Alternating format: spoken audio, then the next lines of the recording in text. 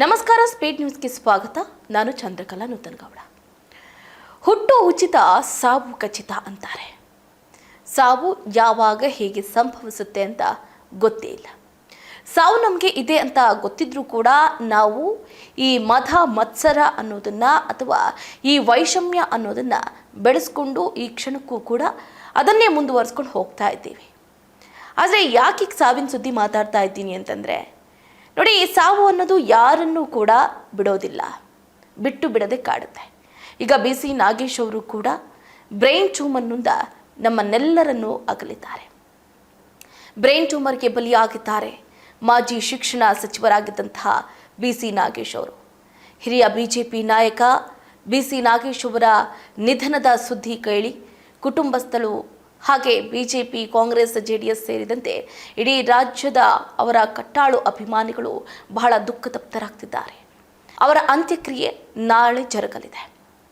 ಕರ್ನಾಟಕ ರಾಜಕಾರಣದ ಹಿರಿಯ ನಾಯಕ, ಮಾಜಿ ಪ್ರಾಥಮಿಕ ಮತ್ತು ಪ್ರೌಢ ಶಿಕ್ಷಣ ಸಚಿವ ಹಾಗೂ ತಿಪಟೂರು ಕ್ಷೇತ್ರದ ಮಾಜಿ ಶಾಸಕರಾಗಿದ್ದಂಥ BC ನಾಗೇಶ್ 67 ವರ್ಷ.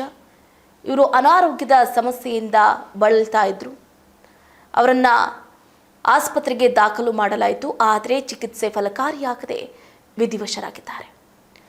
BJP ಪಕ್ಷದ ಶಿಸ್ತಿನ ಸಿಪಾಯಿಯಂತೆ ಸದ್ದಿಲ್ಲದೆ ಕಾರ್ಯವನ್ನು ನಿರ್ವಹಿಸ್ತಾ ಇದ್ದ ಅವರ ನಿಧನದ ಸುದ್ದಿ ಕೇಳಿ ರಾಜ್ಯ ರಾಜಕೀಯ ಕ್ಷೇತ್ರ, ಅವರ ಅಭಿಮಾನಿಗಳು ಹಾಗೆ BJP ಕಾರ್ಯಕರ್ತರಲ್ಲಿ ತೀವ್ರ ಶೋಕ ಸಾಗರ ಮನೆ ಮಾಡಿದೆ.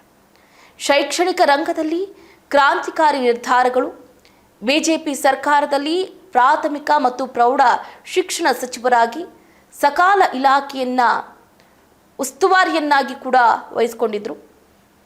ಕಾರ್ಯನಿರ್ವಹಿಸ್ತಾ ಇದ್ದಂತಹ BC ನಾಗೇಶ್ ಅವರು ತಮ್ಮ ಆಡಳಿತ ಅವಧಿಯಲ್ಲಿ ಹಲವು ಪ್ರಮುಖ ಹಾಗೆ ದಿಟ್ಟ ನಿರ್ಧಾರಗಳನ್ನು ಕೈಗೊಂಡು ಕರಾವಳಿಯಿಂದ ಹಿಡಿದು ಕಲ್ಯಾಣ ಕರ್ನಾಟಕದವರೆಗೆ ರಾಜ್ಯದಾದ್ಯಂತ ದೊಡ್ಡ ಮಟ್ಟದ ಸುದ್ದಿಯಲ್ಲಿದ್ದರು.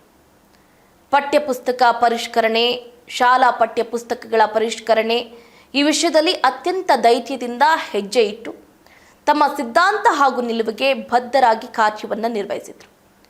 ಶಾಲಾ ಸಮವಸ್ತ್ರ ನಿಯಮ ನೋಡಿ, ಶಾಲಾ ಕಾಲೇಜುಗಳಲ್ಲಿ ಸಮವಸ್ತ್ರ ನಿಯಮ ಮತ್ತು ಶಿಸ್ತು ಪಾಲನೆ ವಿಷಯದಲ್ಲಿ ಕಟ್ಟುನಿಟ್ಟಿನ ಕ್ರಮಗಳನ್ನು ಕೈಗೊಳ್ಳುವ ಮೂಲಕ ದೇಶದ ಗಮನ ಸೆಳೆದಿದ್ರು. ಶಿಕ್ಷಣದಲ್ಲಿ ಮೌಲ್ಯವರ್ಧನೆ, ಶಾಲಾ ಮಕ್ಕಳಲ್ಲಿ ನೈತಿಕ ಮೌಲ್ಯಗಳನ್ನು ಹೆಚ್ಚಿಸುವ ನಿಟ್ಟಿನಲ್ಲಿ ಶಾಲಾ ಪ್ರಾರ್ಥನೆ ಮತ್ತು ಕಲಿವಿನ ವಾತಾವರಣ ಸುಧಾರಣೆಗೆ ಅನೇಕ ಯೋಜನೆಗಳನ್ನು ಜಾರಿಗೆ ತಂದಿದ್ರು.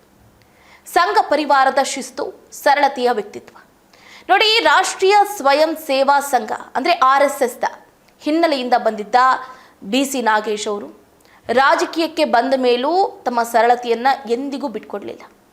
ತುಮಕೂರು ಜಿಲ್ಲೆಯ ತಿಪಟೂರು ಕ್ಷೇತ್ರ ಪ್ರತಿನಿಧಿಸ್ತಾ ಇದ್ದಂತಹ ಕ್ಷೇತ್ರದ ಜನರೊಂದಿಗೆ ಅತ್ಯಂತ ನಿಕಟ ಹಾಗೆ ಪ್ರೀತಿಯ ಬಾಂಧವ್ಯ ಹೊಂದಿದ್ರು. ವಿಧಾನಸಭೆಯ ಸದಸ್ಯರಾಗಿ ಕ್ಷೇತ್ರದ ಅಭಿವೃದ್ಧಿಗೆ ಶ್ರಮಿಸಿದ ಅವರು ಜನಸಾಮಾನ್ಯರ ಕಷ್ಟಗಳಿಗೆ ತಕ್ಷಣ ಸ್ಪಂದಿಸುವ ಗುಣದಿಂದಾಗಿ ತಿಪಟೂರಿನ ಜನಪ್ರಿಯ ನಾಯಕ ಅಂತ ಅನ್ಸ್ಕೊಂಡಿದ್ರು. ರಾಜಕೀಯದಲ್ಲಿ ಅಧಿಕಾರ ಅನುಭವಿಸಿದ್ರು.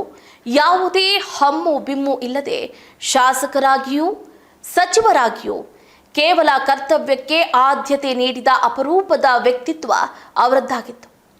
ತೀವ್ರ ಸಂತಾಪ, ನಾಳೆ ಅಂತ್ಯಕ್ರಿಯೆ. BC ನಾಗೇಶ್ ಅವರ ನಿಧನಕ್ಕೆ ರಾಜ್ಯದ ಮುಖ್ಯಮಂತ್ರಿಗಳು, ಮಾಜಿ ಮುಖ್ಯಮಂತ್ರಿಗಳು, BJPಯ ರಾಜ್ಯ ಮತ್ತು ರಾಷ್ಟ್ರೀಯ ನಾಯಕರು ಹಾಗೆ ವಿವಿಧ ಪಕ್ಷಗಳ ಗಣ್ಯರು ತೀವ್ರ ಕಂಬನಿಯನ್ನ ಮಿಡಿದಿದ್ದಾರೆ.